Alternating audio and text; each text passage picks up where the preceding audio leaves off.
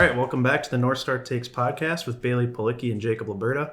We aim to offer fresh takes and analysis on all our beloved Minnesota sports teams, but we will also get into some national sports topics as well.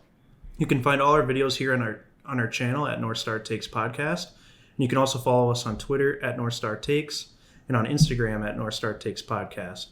Today we'll be getting into the Stanley Cup Final between the Tampa Bay Lightning and, amazingly, the Montreal Canadiens, who somehow upset the Vegas Golden Knights in 6 games.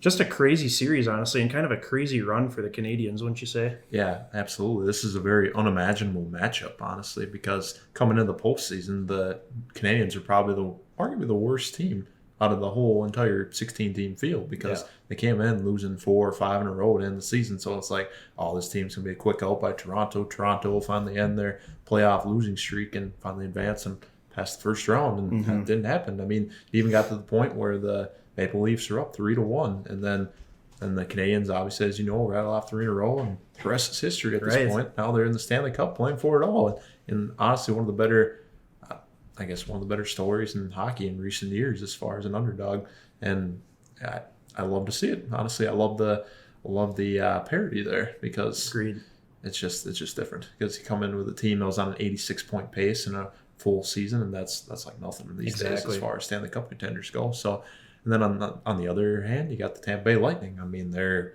just proving they're a dominant team. They're starting to become, dare I say, a dynasty in the NHL as of recent years. Kind of seems that way. Obviously, they won the Cup last year, going for another one this year. Obviously, they had the meltdown 2 years ago that I don't think people forget, but maybe can put it by the wayside if they had another championship here. So there's a lot of storylines to watch in this series. Which one kind of piques your interest the most?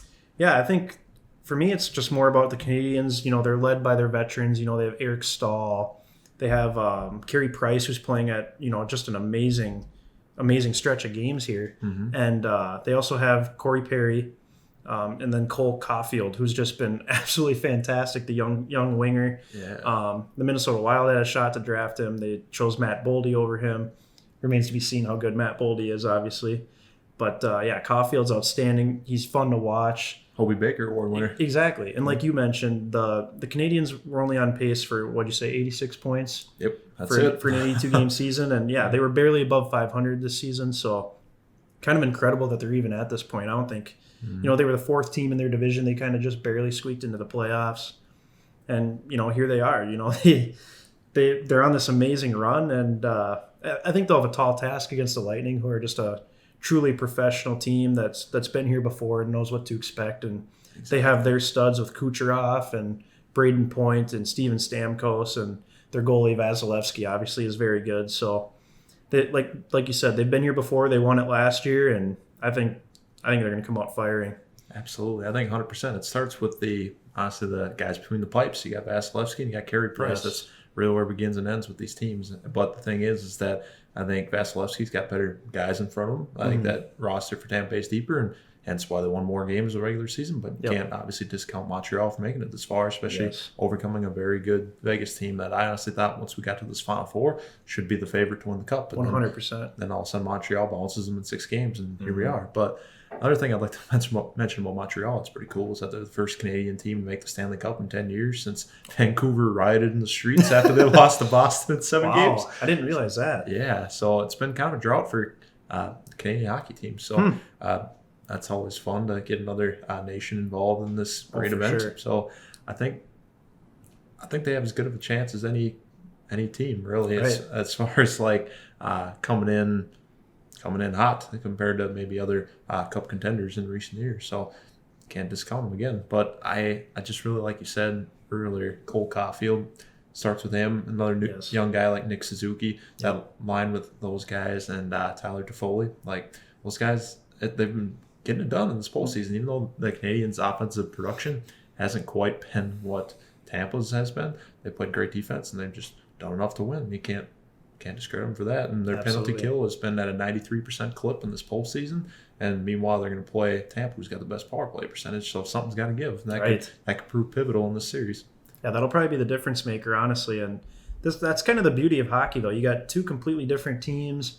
You got a team that wasn't expected to be there. So it seems like this happens all the time in hockey. You get a team that wasn't expected to be there. Like the St. Louis Blues a couple of years ago were dead last in the NHL in mid-January, and then they fire their coach and they rattle off a huge win streak, and that's unbelievable. All of a sudden they're the hottest team coming into the playoffs, and they go all the way to the Stanley Cup and win it. So it's like anything can happen in the NHL, and that's what's so great about that sport in general. And what kind of makes it frustrating as a Wild fan, it's like, well, why can't we ever have that? You know, like I know. Feels like we're due for that. We've had plenty of teams that squeak into the playoffs or get hot at the end of the year just to make the playoffs, but then they get bounced in the first round. They play the Blackhawks and get smoked. So exactly, I know. It would be nice if this could happen for one of our teams for a change, but maybe soon. But that is what makes you believe, though. Is like you see it every year, and it's like, well, it's not like the NBA where going into the playoffs who's going to win. So that's kind of the nice thing about hockey is really once you're in, anybody can win, and we'll see what Montreal can do here. It'd be incredible to see them beat the Lightning and come out on top here. It'd be great to see guys like Eric Stahl and Corey Perry go out on top. I'm sure they would retire if they ended up winning. So I feel like they would too, and you gotta wonder if this Cinderella run can cap it off with a championship here. If maybe the clock strikes midnight here, we'll find out. But I think as a Wild fan too, I can get behind Eric Stahl. For sure. Like he actually had some pretty good seasons in the twilight of his career with the Wild, and then kind of when everybody thought he might be done already, and then he had a 40-goal season. And yes, he did. That was kind of wild. So wild, see what I did there. But I think I got to root for Stahl in this series too, but especially Carey Price as well for another veteran looking for a cup. I mean, he's done it all basically to this point. He's won the MVP, Vezina Trophy. I mean, now it's just winning a cup, winning a championship, and really cementing his legacy as a Hall of Fame goalie. So that's another thing to watch here too. Yeah, it'd be great to see him get one as well. So before we wrap up here, what's your prediction for this series? I've kind of gone back and forth on this all day. You feel like you got to lean towards, on paper, the Tampa Bay Lightning. They have great offensive production. They have a great goaltender, and it's hard to go against them. Yeah. But I mean, Montreal arguably is the hottest team coming into this series. Absolutely. I think even more so than the Lightning off of a grinder of a series against a good New York Islanders team. Yep. So, it just I got to go with what the numbers say, of course, and I got to go with the Lightning here just because they got that offensive production. The Vasilevsky's just in the prime of his career, ready to win another cup, go back-to-back for the first time. Well, I guess first time since the Penguins in like 16, 17, I think it was. Right. But still, I mean, going back-to-back in any sport is an incredible feat, and I think that's what the Lightning are about to do. I'm going to say the Lightning do it in, I'll say 6 games. I think Montreal will push them a little bit, but I just think that the Lightning have too much firepower. How about you? What do you think? I'm kind of along the same line as you here. I'm going to say Lightning in 7, though. Ooh, I think Montreal is going to give them all they can take, and they're going to fight to the very end. And I think it could definitely go 7 games. That's just the way hockey is naturally. Mm-hmm. Seems like there's a lot of 7-game series. There has been this year, especially.